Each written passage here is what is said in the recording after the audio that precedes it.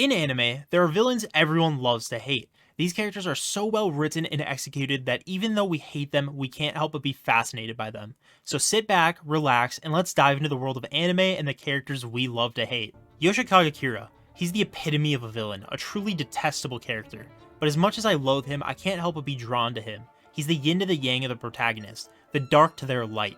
His actions are reprehensible, but his motivations are so complex and intriguing. Kira is a master manipulator, using his charm and intelligence to bend others to his will. He's a calculated and ruthless killer. His moral ambiguity makes him all the more fascinating. But it's his arrogance and sense of superiority that truly makes him the object of my hatred. He believes he's above the law, above morality, and above the consequences of his actions. Despite all this, I can't help but be captivated by his story. I hate him, but I can't help but be invested in his fate. He's the ultimate antagonist, the one you love to hate. Hisoka. The name alone strikes fear and disgust in the hearts of many Hunter x Hunter fans, but for some it also elicits a strange attraction. I am one of those fans. I love to hate this character. On the surface, Hisoka is a villain. He revels in causing pain and chaos, and his twisted sense of morality makes him a formidable opponent for the series' protagonist, Gon Freaks. But beneath that facade, there's something undeniably intriguing about him. Hisoka is cunning and strategic, always one step ahead of his opponents. He's not your typical villain who relies on brute force. He's a master manipulator, and that makes him a worthy opponent. Hisoka also has a sense of humor and playfulness, which makes him a character that you can't help but be drawn to. So why do I love to hate Hisoka? Because he's a character that keeps you on the edge of your seat, constantly questioning his motives and actions. He's a character that you can't help but be fascinated by, and that's why he's one of the most iconic characters in anime history. Akainu.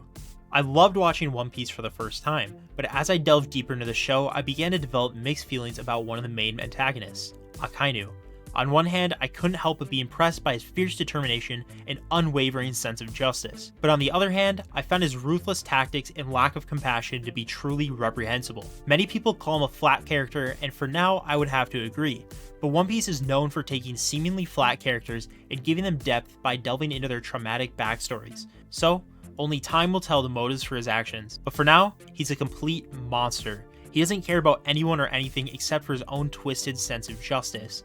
I can't help but hate him for the things he's done, but at the same time, I can't help but admire his strength and conviction. He's one of the most polarizing characters in the series, but it's this complexity that makes him so intriguing. Whether you love him or hate him, you can't deny that Akainu is one of the most captivating characters in One Piece, but that's why we love to hate him. Sosuke Aizen. I loved watching Bleach. The characters are diverse and the story is intriguing, but there's one character that stands out to me, and not in a good way. His name is Sosuke Aizen. I couldn't help but hate him, and yet I couldn't stop watching him. Aizen was the main antagonist of the series. He was a master manipulator and a genius. He had a god complex and thought of himself as superior to everyone else. He was always several steps ahead of the protagonist and his friends, making it impossible for them to defeat him. He was always calm and collected, never showing any sign of emotion. He was always in control, and it was frustrating to watch. But that's not why I hate him. I hate him because of what he did to the characters I loved. He tried to kill and manipulate them for his own gain.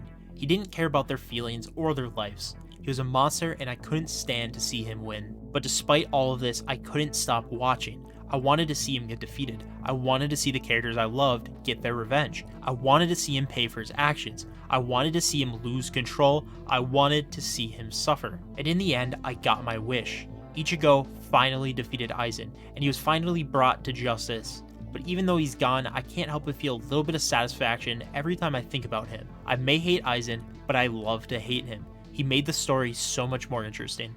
Griffith. I can't help but feel a strong sense of hatred towards Griffith, the antagonist of the manga series Berserk. At first glance, he seems like a charismatic and ambitious leader, but as the story unfolds, it becomes clear that his ambition is fueled by a disturbing lack of empathy, and a willingness to sacrifice anyone and anything for his own gain. As a member of the Band of the Hawk, I watch as Griffith rose to power, using his charm and manipulation to turn his comrades into pawns in his quest for glory. I watch as he sacrificed innocent lives in battle, and even worse, the lives of those closest to him, all in the name of fulfilling his twisted dream. But despite all this, I can't help but be drawn to his character. He's complex and fascinating, and the way the story explores his descent into madness is both captivating and terrifying. In the end, I can't deny that Griffith is a masterfully written and well-developed character, and that's why I can't help but love to hate him. What anime villains do you love to hate? Let me know in the comments and subscribe for more fantastical anime content. Thanks for watching, stay slippery, butter out.